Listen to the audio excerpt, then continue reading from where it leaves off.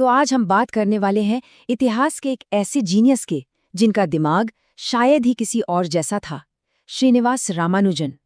कहते हैं कि वो एक ऐसा इंसान थे जो अनंत को मतलब इन्फिनिटी को देख सकते थे। अब ये कहानी शुरू होती है, लेकिन रामानुजन के समय से नहीं, बल्कि उनके जाने के कई कई साल बाद। साल था 1976। जगह थी कैम्ब्रिज यूनिवर्सिटी के ट्रिनिटी कॉलेज की एक कह सकते हैं धूल भरी पुरानी लाइब्रेरी। वहाँ एक मैथमेटिशियन थे, जॉर्ज एंड्रूज। वो बस पुरानी किताबों को खंगाल रहे थे और तभी उनकी नज़र एक पुराने लकड़ी के बक्से पर पड़ी।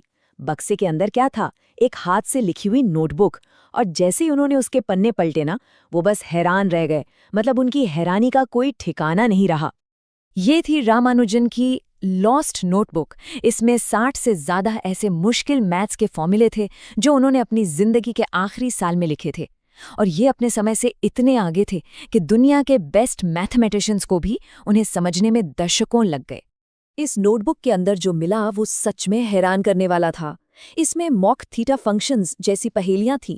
ये ऐसे गणितीय पैटर्न हैं जो अधूरे लगते हैं पर अपने अंदर गहरे राज छिपाए हुए हैं। इतना ही नहीं, इसमें ऐसे फॉर्मूले भी थे जो आज ब्लैक होल्स के रहस्यों को सुलझाने में हमारी मदद करते हैं। ये ऐसी खोजें थीं जो अपने समय से दशकों आगे की थीं। तो आखिर कौन थे ये जीनियस? चलिए अब समय में थोड़ा पीछे चलते हैं और रामानुजन की कहानी को शुरू से जानते हैं। साल 1887, तमिलनाडु का एक छोटा सा गांव इरोड। उनका शुरुआती जीवन ही किसी चमत्कार जैसा था।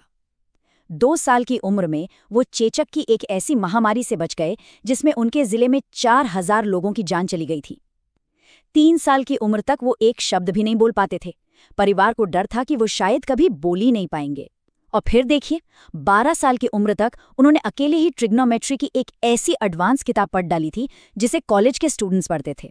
और ये जो उनकी अलग सोच थी ना, वो बचपन से ही दिख रही थी। सोचिए, तीसरी क्लास में उन्होंने अपने टीचर से एक ऐसा सवाल पूछ लिया कि वो बेचारे चुप हो गए। उन्होंने पूछा, सर अगर किसी भी नंबर को उसी से डिवाइड करें तो जवाब 1 आता है, तो फिर 0 को 0 से डिवाइड करने पे 1 क्यों नहीं आता? अब बताइए टीचर के पास इसका क्या जवाब होता? लेकिन इतनी असाधारण प्रतिभा होने के बाद भी उनकी जिंदगी में एक ऐसा दौर आया जब ऐसा लगा कि ये जीनियस दुनिया की नज़रों से हमेशा के लिए ओझल हो जाएगा। हुआ ये कि कॉलेज में वो मैथ को छोड़कर बाकी सारे सब्जेक्ट्स में फेल हो गए, जिसकी वजह से उनकी स्कॉलरशिप भी छिन गई। इसके बाद उन्होंने बहुत ज्यादा गरीबी देखी। कभी कभी तो भूखे पेट सोना पड़ता था। हालात इतने खराब थे कि उनके पास कागज खरीदने तक के पैसे नहीं थे। वो अपनी सारी मुश्किल कैलकुलेशंस एक स्लेट पर करते थे और फिर उसे मिटा देते थे। भारत में कोई भी उनके टैलेंट को पहचान ही नहीं पा रहा था। जब हर तरफ से उन्हें निराशा मिली तो उन्होंने एक आखिरी कोशिश की, एक ऐसी कोशिश जो सब कुछ बदलने वाली थी। उन्होंने अपनी खोजों को इंग्लैंड के बड़े बड़े मैथमेटिशियंस को चिट्ठी लिखकर भेजना शुरू किया। पहले 2 प्रोफेसरों ने तो उनकी चिट्ठियों को अनदेखा कर दिया, शायद रद्दी में फेंक दिया।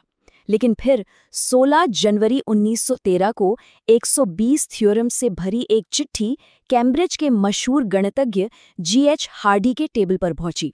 और बस यही वो पल था जिसने इतिहास बदल दिया। हार्डी ने जब वो चिट्ठी देखी तो पहले तो उन्हें लगा कि ये कोई मजाक है, किसी धोखेबाज का काम है।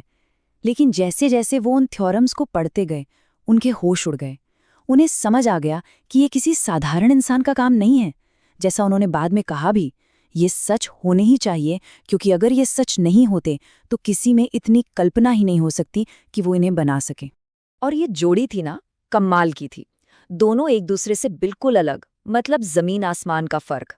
एक तरफ रामानुजन जो बहुत आध्यात्मिक थे और कहते थे कि उनके फॉर्मूले तो सीधे भगवान से मिलते हैं, और दूसरी तरफ G.H. हार्डी, एक पक्के नास्तिक जो सिर्फ लॉजिक और प्रूफ में यकीन रखते थे। पर एक चीज थी जो इन दोनों को जोड़ती थी, और वो थी मैथ्स की भाषा। हार्डी के बुलाने पर रामानुजन कैम्ब्रिज पहुंचे। यहाँ आकर उनकी प्रतिभा को पूरी दुनिया ने पहचाना। लेकिन इस कामयाबी के साथ साथ उनकी जिंदगी में एक दर्दनाक दौर भी शुरू हुआ। कैम्ब्रिज पहुंचते ही रामानुजन का नाम हर जगह छा गया। उन्हें रिसर्च के लिए BA की डिग्री दी गई। वो रॉयल सोसाइटी के इतिहास के सबसे कम उम्र के फेलोज में से एक बने और फिर ट्रिनिटी कॉलेज के फेलो चुने जाने वाले पहले भारतीय बनकर उन्होंने इतिहास रच दिया। लेकिन इस सारी वाहवाही के पीछे एक दुखद हकीकत भी थी। इंग्लैंड का ठंडा मौसम, अकेलापन और ऊपर से वर्ल्ड वॉर का माहौल, इन सब ने उनकी सेहत पर बहुत बुरा असर डाला। वो शाकाहारी थे तो उन्हें वहां ढंग का खाना भी नहीं मिल पाता था, जिससे उनकी तबीयत लगातार बिगड़ती चली गई। मैथ्स के इतिहास का एक सबसे मशहूर किस्सा तब हुआ जब हार्डी अस्पताल में बीमार रामानुजन से मिलने पहुंचे। वो जिस टैक्सी से आए थे उसका नंबर था 1729।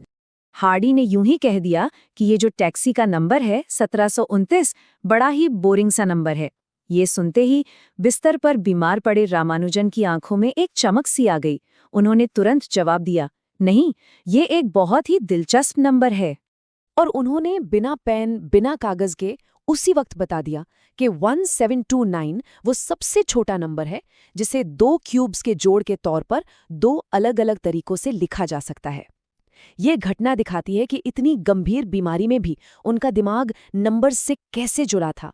ऐसा लगता था जैसे नंबर्स उनके दोस्त हों।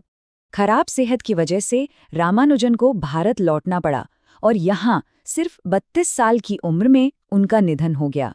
लेकिन वो अपने पीछे एक ऐसी विरासत छोड़ गए जो अनंत है। सोचिए, अपनी छोटी सी 32 साल की जिंदगी में बिना किसी फॉर्मल ट्रेनिंग के रामानुजन ने 3900 से ज्यादा ऐसे रिजल्ट्स दिए, ऐसे फॉर्मूले और इक्वेशंस जो आज भी मैथमेटिशियंस की पीढ़ियों को इंस्पायर कर रहे हैं और चैलेंज भी। और आज उनकी मौत के 100 साल बाद भी उनका काम पहले से कहीं ज्यादा जरूरी हो गया है। उनके दिए सिद्धांत हमें यूनिवर्स के बड़े बड़े रहस्य जैसे कि स्ट्रिंग थ्योरी और ब्लैक होल्स को समझने में मदद करते हैं। और सिर्फ यही नहीं, उनका काम कैंसर रिसर्च से लेकर हमारे फ़ोन को सेफ रखने वाली क्रिप्टोग्राफी तक में इस्तेमाल हो रहा है। शायद रामानुजन की जीनियस का सबसे बड़ा सबूत खुद हार्डी ने दिया था। जब उन्होंने दुनिया के गणितज्ञों को 100 में से नंबर दिए तो उन्होंने खुद को सिर्फ 25 दिए। उस जमाने के एक और महान गणितज्ञ डेविड हिल्बर्ट को 80 दिए और उन्होंने रामानुजन को पूरे 100 में से 100 दिए, एक प्योर नेचुरल जीनियस। और यही बात हमें एक सवाल के साथ छोड़ जाती है कि आज उनकी मौत के 100 साल बाद भी ऐसा कैसे हो सकता है कि उनके सैकड़ों फॉर्मूले आज भी एक पहेली बने हुए हैं।